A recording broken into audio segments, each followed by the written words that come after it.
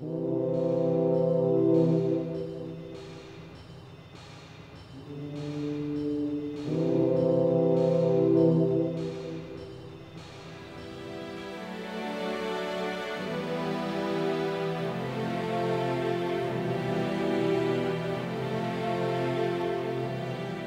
medicine, as in life, there is a time to fight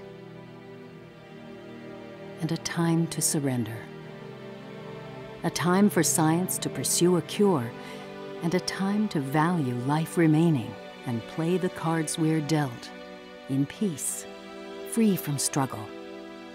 As adults, we accept the inevitability of our passing. But where our children are concerned, death is the supreme injustice. We are paralyzed by the very notion of young life shortened. The experience of losing a child to illness is one we were not intended to endure alone. We cry out for God's mercy and beg for clarity. And our most desperate desire becomes, if this must be, then let the last chapter of life be a painless one. This was the vision of Richmond area pediatrician Bob Archuleta to establish a program of hospice care for dying children of families in Central Virginia, an idea called Noah's Children. It comes to a point where there's really nothing more that we can say, but there's a lot that we can do to support that child and to support their families. It's going to enable that family to continue to care for that child, as well as care for the rest of the children in their family and care for one another. But it'll be a long, long way before I die. Maybe 100 years. Isis has a genetic condition called spinal muscular atrophy. Basically, it's an all-over muscle weakness. Her lungs are affected the most, so she does know that eventually she will go to heaven, and she won't be sick anymore. Mom never gets scared. She has to stay strong for Isis. Noah's Children does all kinds of stuff for me and my family. I don't want to leave my mother. We don't always get what we wish for and what we pray for with our children. Sometimes they live and sometimes they don't. Sometimes the healing that occurs is at the time of death. I know that from my own personal experience because I went through that with my own child. I felt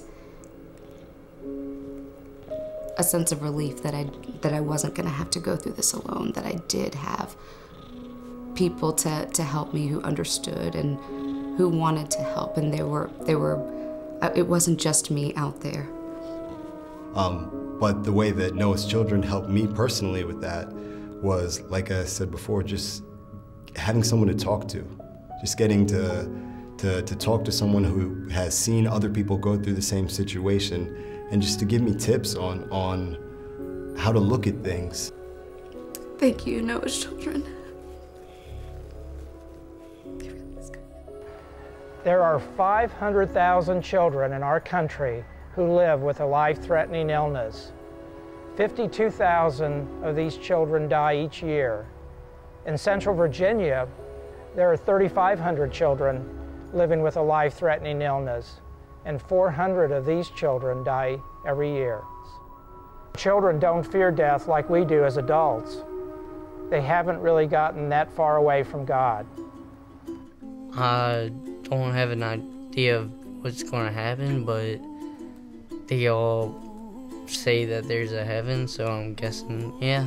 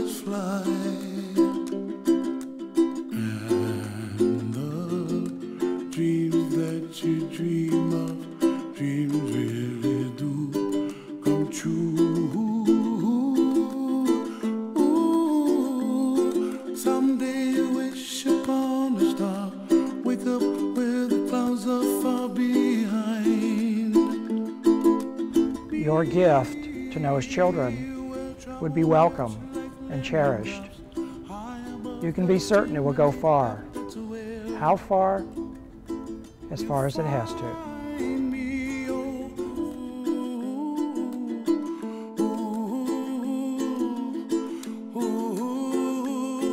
Think to myself, what a wonderful world.